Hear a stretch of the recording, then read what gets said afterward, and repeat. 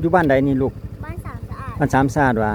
บ้านสามสะอาดเมืองหยังเมืองไซธานีแขวงนครหลวงเมืองจันทร์เก่งหลายละเอียดเลยสิไปไสแล้วนี่เมืองนั้นเอออยู่ไสพุ่นอ่านโรงงานเกลือไปทางใดโอ้ไปได้เอาเงินมีไปไปอีกไกลบ่ไกลติเนาะไปไปอัดซีพุ่นน่ะเก่ง หลานน้อยบ่นี้จะเป็น3แยกพี่น้องจะเป็น3แยกทางไปบ่อเกลือเดี๋ยวเราจะสังเกตเห็นป้ายเพิ่นบอกว่าโรงงานเกลือเวิร์นคำว่าซั่นเด้แล้วก็จะมีส่วนคำพวงเพชรเพิ่นว่าโรงงานเกลือเวิร์นคำพี่น้องเดี๋ยวเราจะนำไปเบิ่งดูว่าโรงงานเกลือเวิร์นคำนี่เพิ่นจะเป็นลักษณะใดเนาะจะอยู่ไกลส่ำใดเดี๋ยวเราจะไปตามเส้นทางนี้ลองเบิ่งเพราะว่าข้าพเจ้าเองก็ยังบ่ทันได้เคยไปพี่น้องพอดีมาเจอป้ายแลนด์มาเห็นป้ายอยู่เขตบ้านเวิร์นคำครับก็เลยมาเห็นป้ายเพิ่นก็เลยสินำไปเบิ่งว่า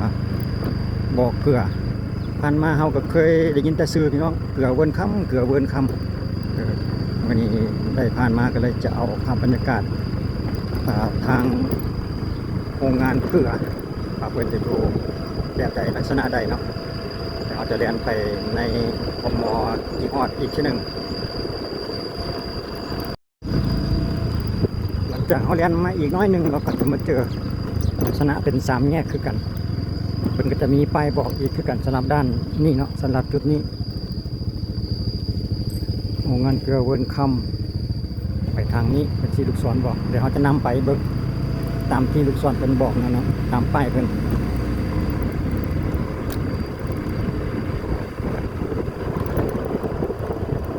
ทางก็ยังเป็นทางแดงอยู่เนาะสำหรับไป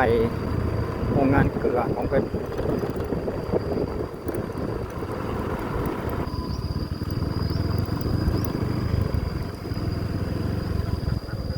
มาเจอคนเพิ่นเลี้ยงเป็ดน้องปลาทุกขาวอักลากเลยเบิ่งเป็ดก่อนแป๊บนึงน้องฟาร์มเป็ดเพิ่นปลาทุกขาวอักลากเลยส่วนลายมีแต่สีขาวเต็มเลยเป็ดกาบเป็ดเวียดลายมาฮอดเงินหลังนี่เพิ่นปูย่างพี่น้องโธ่มีเงินหลังใหญ่เด้ออยู่เขตนี่นะปลูกต้นม่วงไว้เต็มเลยกว้างดีแท้ทางปูย่างเพิ่นกับปูเฉพาะหน้าบ้านเพิ่นเบิดแล้วใกล้จะฮอดแล้วบ่อเกลือโรงงานเกลือแป๊บนึงมีทางแยกเป็นบอกให้เลี้ยวขวาสำหรับบ่อเกลือโรงงานเกลือส่วนคำพงเพชรนี่ก็ไปทางเดียวกันเดี๋ยวเราจะนำไปเบิ่งก่อนว่าจะอยู่จุดใดรู้สึกว่าจะเป็นยังเป็นหมู่บ้านอีกขึ้นอยู่กับบ้านใดเนาะตัวนี้เนาะจะเป็นบ้านเวิร์นคำบ่หรือว่าจะเป็นบ้านสามสะอาดเพิ่นคือว่าโรงงานเกลือเวิร์นคำเนาะก็จะตั้งอยู่บ้านเวิร์นคำบ่หรือจังใด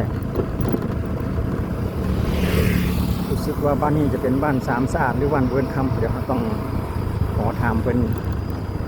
ใช้บ้านนี้ก่อนแป๊บหนึ่งสอบถามผู้ถามก่อนพี่น้องเลย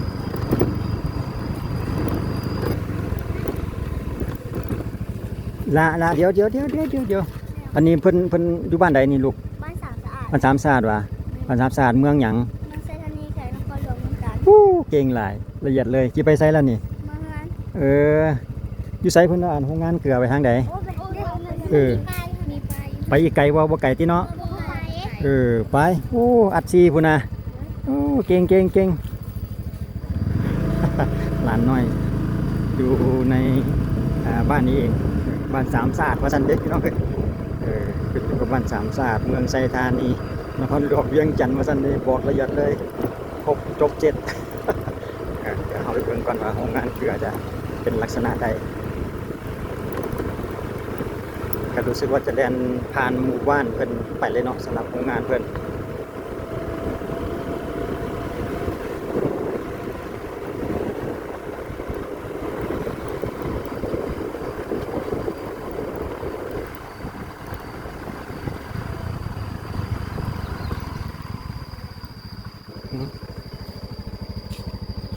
แม่นบ่เนาะตัวนี้เนาะเดี๋ยวหาบนจอดรถเนาะพี่น้องเดี๋ยวเฮาเรียนไปทางหน้าก่อนแป๊บหนึงเบิ่งก่อนเพราะว่ารู้สึกว่าจะฮอดแล้วมั้งนี่เพราะว่าเป็นเพิ่นมุงหลังคาแล้วก็เป็นเหล้าแม่นดีจะเป็นเหล้าเกลือเดี๋ยวขอเรียนไปเบิ่งทางด้านหน้าอีกก่อนมองการเพิ่นอยู่ทางด้านนี้มั้ง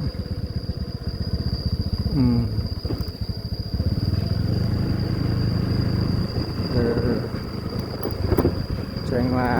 พอมาหน่อยหนึงเนี่ยจะสุดแสดงว่าอยู่ในจุดนี้นี่เองห้องการบริหารอยู่ทางด้านนี้เนาะห้องการบริหารของเพิ่นส่วนนี้ก็โรงงานเกลือเวิร์นคำมันจะมีป้ายบอกในลักษณะนี้เดี๋ยวเขาหาบนจอดรถก่อนแป๊บนึงซองมึงไกลๆเอาแต่เพิ่นจะอนุญาตให้เข้าไปบ่แน่ใจ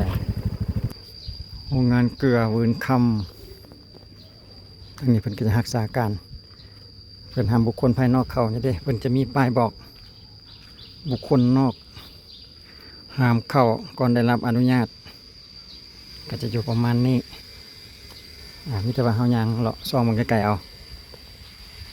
เดี๋ยวเฮาจะวนกลับคืนด้วยเบิ่งเลี้ยวเบิ่งขามหัวไปทางด้านหน้าที่เฮากายมาเมื่อกี้นี่ที่ว่าเพิ่นเฮ็ดเป็นแถวอยู่หั่นเนาะบนบ่อเพิ่นต้มเดี๋ยวเฮาจะเข้าไปเบิ่งอีกผ่านกับจุดพิตั้งก็คืออยู่จุดนี้แหละพี่น้องสำหรับบ่อเกลือ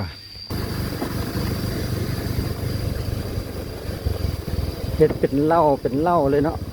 ความหมายเพิ่นเอาเมียนมั้งคิดว่านั้นจะเป็นบอนที่ว่าเพิ่นเมียนเกลือ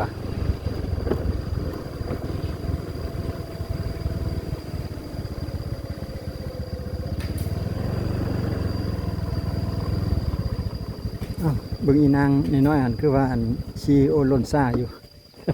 เดี๋ยวเฮาเบิ่งก่อนแป๊บหนึงพี่น้องเพิ่นบ่อนุญาตให้คนนอกเข้าดีอันนั้นมันคือจะเป็นบน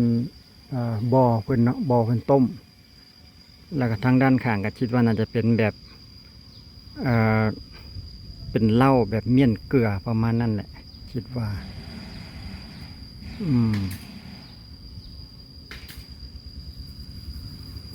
เรียนเป็นแถวเลยเนาะสำหรับเหล้าเมี่ยนเกลือแล้วก็บ่อต้มจะอยู่จุดนี้แล้วก็ไปอีกทางด้านหนึ่งเนาะด้านข้างจะเป็นสางยาวๆอาจจะเป็นที่ว่าบนเจ็บเมี่ยนเกลือคนนั่นเองเนาะก็จะอยู่ประมาณนี้สำหรับบ่อเกลือว่ากว้างกับบ่กว้างเพราะเท่าใดแต่ว่ามันจะในแบบยาวๆนะยาวๆอยู่ก็อยู่ประมาณนี้พี่น้องเอ้ยสำหรับบ่อเกลือเวิร์นคำขึ้นอยู่กับบ้านสามสะอาดได้ยินแต่ซื้อเกลือเวิร์นค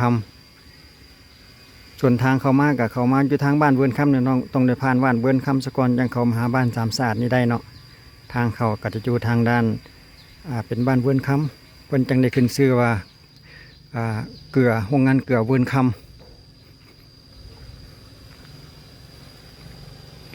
ก็มีแต่ประมาณจำนี้พี่น้องสั้นๆสำหรับคลิปนี้เนาะพามาเบิ่งบอนที่ว่าเพิ่นผลิตเกลืออีกโรงงานหนึ่งขึ้นอยู่กับเมืองไชยธานีนครหลวงเวียงจันทร์ก็อยู่ประมาณนี้พี่น้อง